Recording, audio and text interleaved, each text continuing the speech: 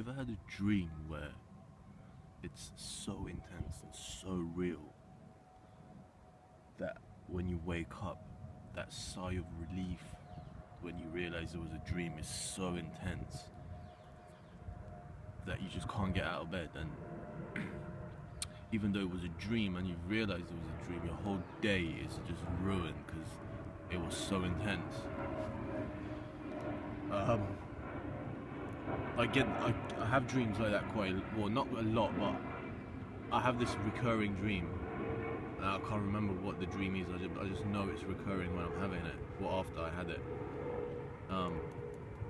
It happens like maybe once every 4 or 5 months, but it happens more than just once or twice. And I wake up and I realize it's a dream, but my whole day is just ruined, and I just stay in bed. I can't do anything because it's just so, it's weird. It's really weird. But it makes you think, doesn't it? Like, when you dream, the one thing that doesn't change in your dream is the self, right? It's you.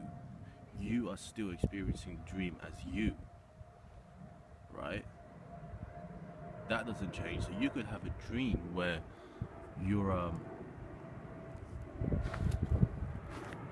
don't know, you're a cat and you're running around playing, but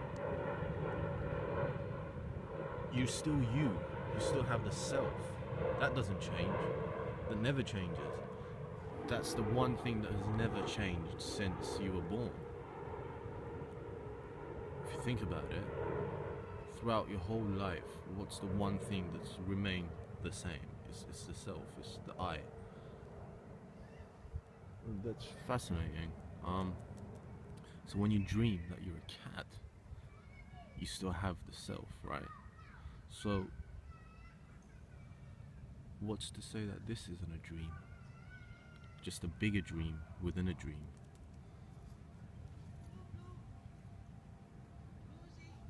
I'm in London at the moment. Well, I'm always in London, but I'm just sitting in a park waiting for a friend of mine, and there's all these there's a rally just down the road, pro Israel. Disgusting. Bunch of fucking Zionists running around screaming Israel needs to protect itself. I wish I had some eggs on me. Anyway, so what I wanted to talk about was the whole concept of dreams and reality. Like, throughout my, I hate to use the word journey, but I think it's the only thing that really sums it up. I'm not just out here smoking DMT and getting high. Like, I have, the only reason I'm asking these questions and doing this stuff is to find some answers, because honestly, like, I know that I'm not the only one who feels this. But the world has just, it's changed. It's not the same. Like, life is not the same. It's not fun anymore. Well, not that it's not fun.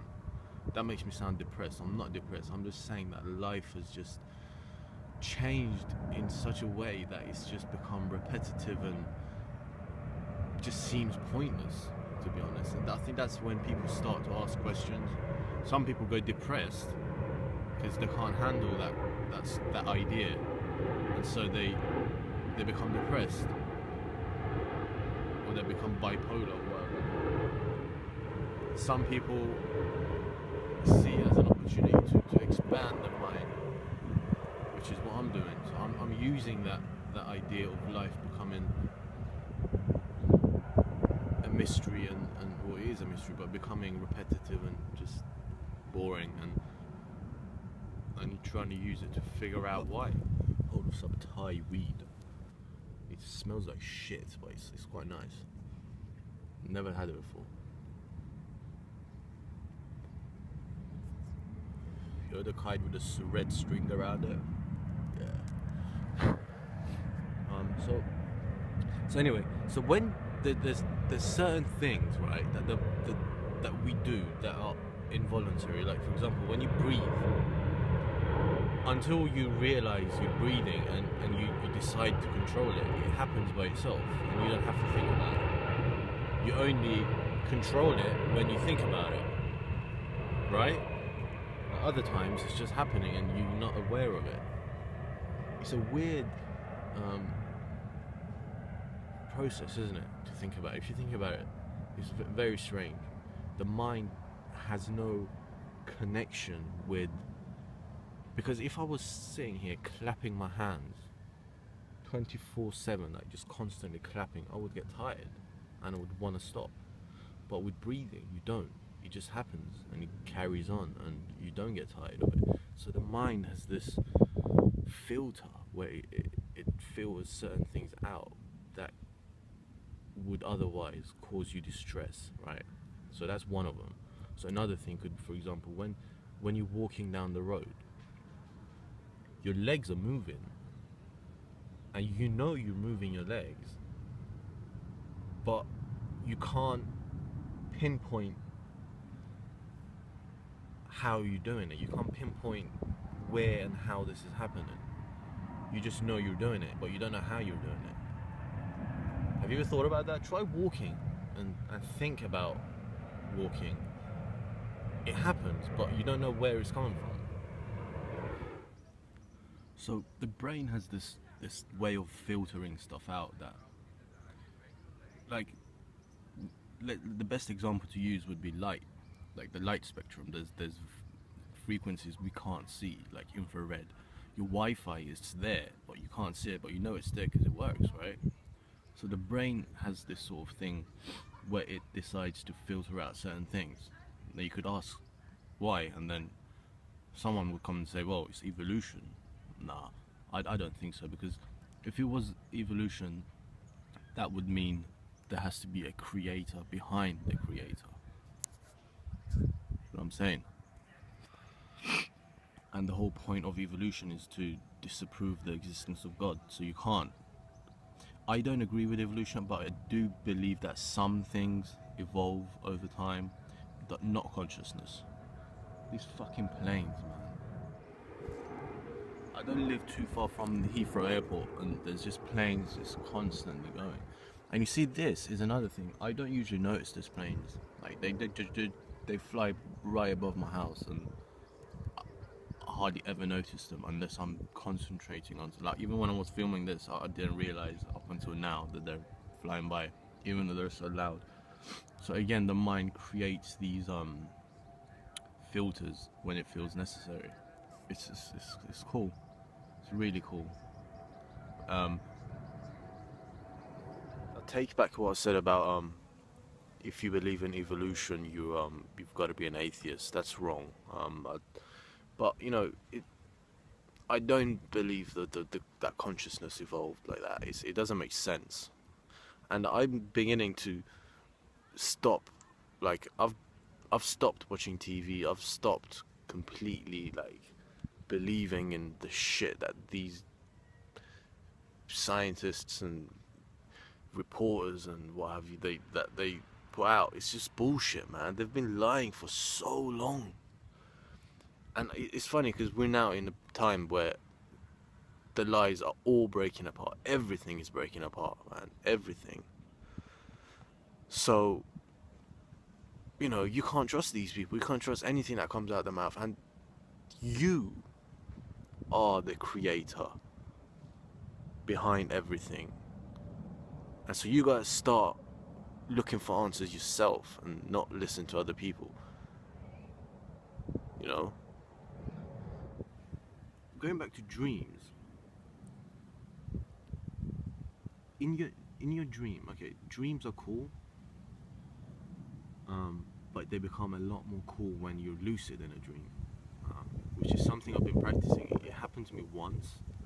It didn't last long because I got excited when I realized I'm lucid in a dream, where I would have been. Like a lot of people say, lucid dreaming, oh, it's for spiritual, like spiritual growth, and you know, this and that. But when I figure this shit out and I can become lucid in a dream, I'm gonna go on out and bring a few people that I've known in the past, a few celebrities, you know what I'm saying? But yeah, you gotta get the fun out of the way first, right? And then start, because you can't go straight to spiritual growth when you know there's a lot of shit you want to do that's fun and you haven't done it. Flying, for example. So you gotta get the fun out of the way first and then start your spiritual journey. Because this life is it's all about having fun, man. You can't say, oh, I'm not gonna have any fun because I'm on the path to awakening and this and that. It's bullshit, man. I hate these people that come out and be all spiritual and shit and try to put you down, be like, oh, you can't do that, you shouldn't do this, you shouldn't. I've realized that these spiritual people are becoming more and more like these fucking religious fanatics, man. I see that shit. Either that or they become fucking drug addicts and just tripping all the time. What was I saying? Yeah, so lucid dreaming. Anyway, when you become lucid in a dream, I don't know, I haven't had the experience yet, but it's from what I've read. So in a dream, right, you become lucid, let's say, and then you're at a house and there's loads of people there, right? Your friends are there in the dream, and you start talking to them and they talk back to you. It's just as real as this life, right? If not more real. And what happens if in that dream you ask your friend, you ask him, is this a dream? Am I dreaming? What would he say? Well, seeing that the dream is just a part of your imagination and your mind, and yeah, so if it's a part of your creation, then your friend might turn around and say, well, you know you're lucid, so it's a dream. I'm part of you. Or he might say, no, it's not a dream, it's real. So having said that, so you ask someone in a dream, is this a dream? They say, no, it's not, it's real. Okay, let's say you ask them when you're not lucid. Okay, sorry, that's what I meant, when you're not lucid in a dream, and you go up to someone and you say, oh, is this a dream? And they'll be like, no, it's not, it's real. What does that tell you? That tells you that your mind has the ability to create worlds and fill it with people and have you experience it just like the real world. So that makes me think that this world is just another kind of dream, different kind. Maybe when you die you wake up to another dream, or you wake up to the real thing. I don't know, but it's trippy. And on that note, I'm gonna cut the video here. My friend's here, so I'm gonna go meet her and we're gonna go for a coffee. Once I'm done, I'll come back and talk about this, because it's interesting and we gotta talk about it, right? Because if we don't, what else are we gonna do? And I read this article yesterday which we need to talk about. It's about psychedelics and the legalization of psychedelics in Iran. Like one of the top Shia clerics that writes the laws and what have you, recently passed a law that all entheogens like ayahuasca, like DMT, psilocybin, LSD even, like all these psychedelic medicines should be legal for human consumption and research. So we had that law passed in Iran, and I happen to be going to Iran in 2 weeks. I'm going to be there for 3 months. I go once or twice a year. I'm actually thinking of moving back. I've been in London for about 20 years and it's not for me, man. I think I'm going to go back to Iran, but we'll see. So that's really interesting. I'm going to put a link to that article in the description box, but I'll be back soon. Peace. Someone left a comment on one of my videos a while back saying, why don't you read some books if you want to learn instead of it was on a DMT video, so he was like, why don't you read instead of smoking DMT? And I was like, you know, it's fair play. You reading, I'm not saying it's bad, but it's not gonna satisfy you. It's not gonna give you an answer. Anyone can write a book, but until you have first-hand experience, it's meaningless. You want to find out about something, you have to do it yourself. We've been taught that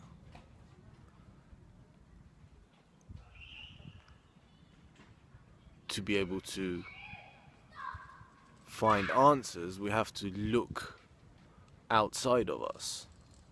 We have to look to other people, to those in charge, to be able to understand things and live. But it's wrong. That's wrong. Why would you have to listen to someone else to tell you what to do? You're the only person that can tell you what to do. You're the only person that can say whether something is right or wrong. No one else. So that's the wrong way of looking at things. The answers are always inside, not outside. That to me is the main thing that we have got wrong as humans, is that we're looking outside for answers, but the answers are all inside. Now this opens up the door to a lot of things, like people will say, oh, you believe in like the supernatural, oh, that's all like hearsay, science can't prove it. Because we're wrong, because we've been looking at everything wrong way. You've got to now accept the fact, I've accepted it, that there is this world is not what it seems. There's a lot more to it.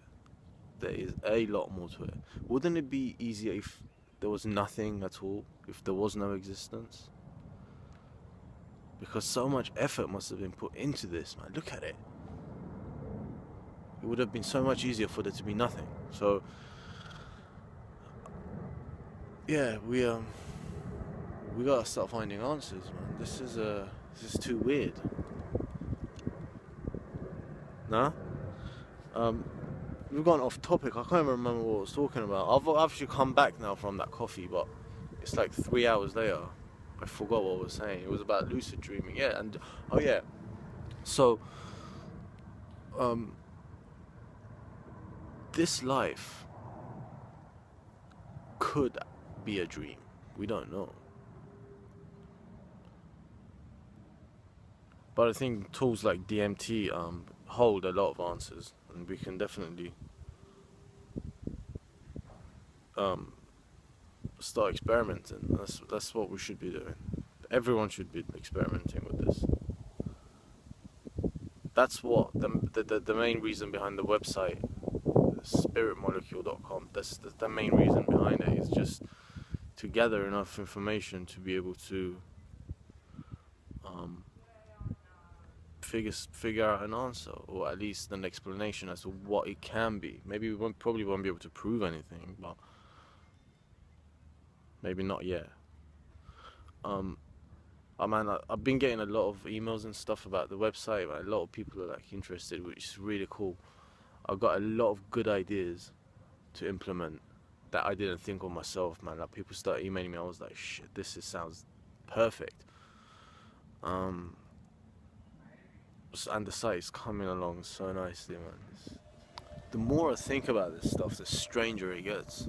Like,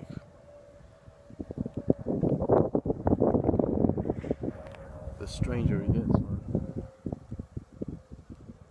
Like, what is this life? But you know, the more you think about this stuff, the more you realize that it's not real.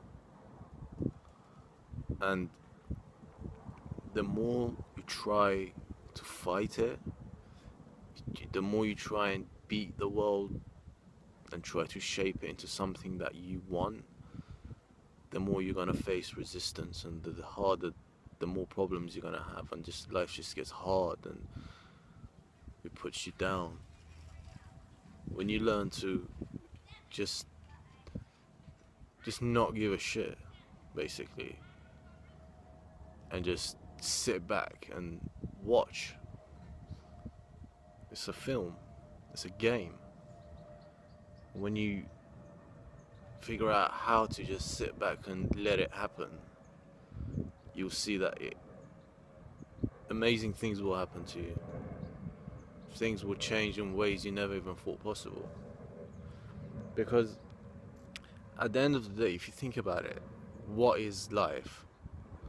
If we say, okay, there's just one consciousness, and this is just its way of experiencing itself, so then that means that everyone out there, you, everyone, is just a figment of my imagination, and for you it's a figment of your imagination. It's like a dream.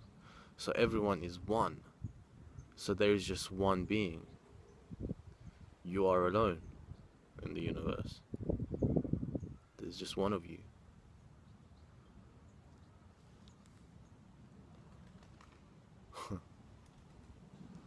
Strange. I was listening to Joe Rogan last night. That guy's sick. His podcasts are wicked. He was talking about this similar subject. But yeah. Anyway, I'm gonna go, man. It's gonna start raining.